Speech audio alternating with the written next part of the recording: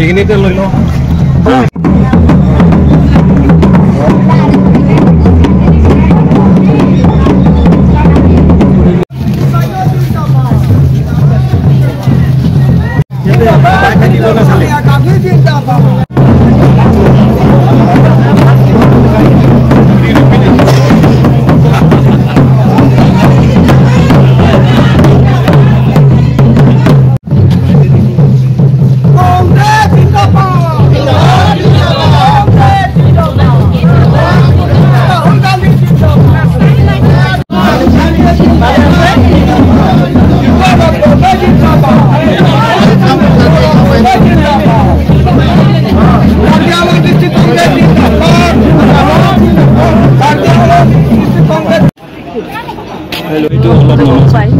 এতিয়া নতুনকে গঠিত আমাৰ নিখিল ভাৰত কংগ্ৰেছ কমিটিয়ে দিয়া আমাৰ নতুনকৈ নিযুক্ত সভাপতি গৌৰৱ ডাঙৰীয়াৰ নেতৃত্বত আমাক তিনিগৰাকী প্ৰেচিডেণ্টৰ দায়িত্ব দিয়া হৈছে।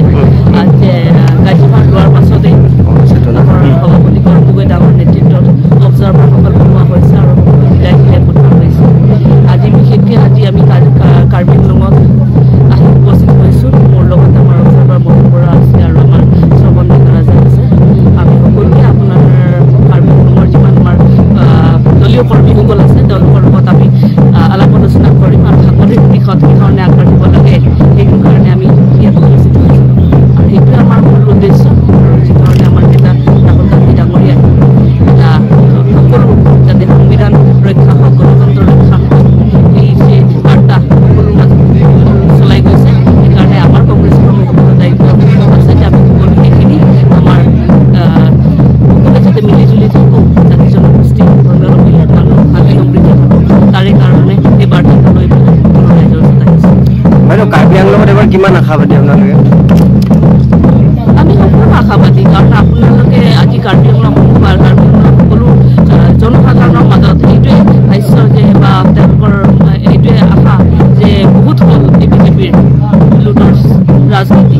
এতিয়া সকলোৱে শান্তি সমৃদ্ধি বিচাৰিছে, সকলোৱে বিচাৰিছে যে সকলো মানে বাকস্বাধীনতা থাকক, সকলোৱে আজি এটা ভাল পৰিৱেশত সকলোৱে থাকক, চাকৰি বাকৰি হওক, আজি মূল্যবৃদ্ধি ৰোধ হওক, এইবিলাক সকলো বহুত ধৰণৰ কথাবিলাক আছে, বহুত আপত্তি আছে। আৰু বিশেষকৈ কাৰ্বি আংলঙৰ কথা আমি সকলোৱে জানো।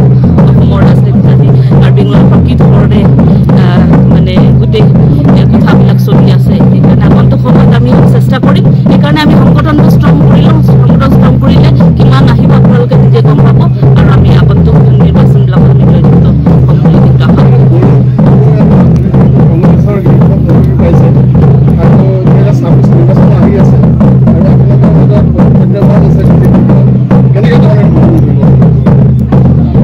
প্ৰত্যাহ্বানটো বহুত আছে আৰু হয় ৰাইজে এতিয়া চৰকাৰ বনাই নহয় জানো। এসময়ত আমাৰ কংগ্ৰেছো আছিলে, তাৰপাছতে এতিয়া বিজেপি আছে, আগতে বেলেগ দলো আছিলে। ঠিক তেনেধৰণে ৰাইজে এতিয়া দেখি পাইছে যে কি ধৰণে আজি ৰাইজক বিজেপি চৰকাৰখনে প্ৰতাৰণা কৰি আহিছে। আজি মুখ্যমন্ত্ৰী হিমন্ত বিশ্ব শৰ্মাৰে কথা চাওক, আজি কথা কয়, আজি কাৰ্বি আংলঙৰ কথাই চাওক। আমাৰ যি ইয়াতে লোকেল খিলঞ্জীয়া লোকসকল আছে তেওঁলোকৰ মাটিবিলাক কি ধৰণে বিক্ৰী কৰা হৈছে আমি সকলোৱে জানো। আজি মানুহৰ হাতত নিজৰ হাতত পইচা নোহোৱা হৈছে। আজি মানে যি চাকৰি বাকৰি পাব লাগিছিল নাই, জনগোষ্ঠীৰ লোকসকলে কি ধৰণে সন্মান পাব লাগিছিলে সেইখিনি নাই। তো সেইকাৰণে আপোনালোকৰো যি আমাৰ সংবাদ বন্ধুসকল আছে, আপোনালোকৰ যদি কিবা হয় তেতিয়া আপোনালোকৰ ওপৰতো বিপদ আহি যায় নহয়, যে বাকস্বাধীনতা নাইকিয়া হৈ গৈছে। সেইখিনি সকলো ৰাইজে গম পাইছে আৰু সেইকাৰণে প্ৰত্যাহ্বান আছে, কাৰণ চেলেঞ্জেছবিলাকতো থাকিব। সেইবিলাকৰ পৰা ৰাইজক কেনেকৈ আমি উদ্ধাৰ কৰিব পাৰোঁ তাৰ কাৰণে আমাৰ চেষ্টা থাকিব। আৰু আমাৰ সভাপতি কোৱাৰ দৰে যুঁজ এখন হ'ব। সেইকাৰণে ৰাইজৰ হৈ পেলাই আমি সকলোৱে ৰাইজৰ লগত আমি এই যুঁজখন